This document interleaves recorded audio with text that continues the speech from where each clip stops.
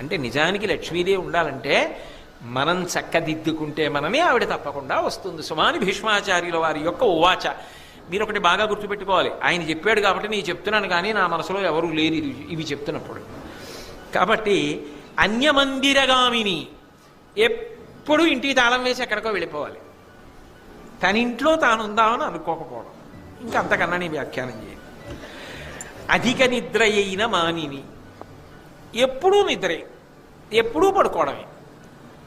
ఇంకా నాకు దానికి వ్యాఖ్యానాలు వద్దు, కాబట్టి దొరకదు, నేను వదిలిపెట్టేస్తాను, అలాంటి చోట ఉండను అంది లక్ష్మీదేవి.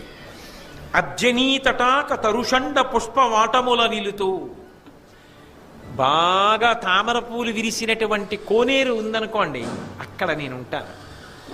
పువ్వులు పూసిన చెట్లుంటే అందులో నేనున్నాను. నేను నా ప్రవచన ప్రారంభంలోనే మీకు లక్ష్మి అంటే ఎలా ఉంటుందో చెప్పాగా, ఆకుపచ్చని ఆకు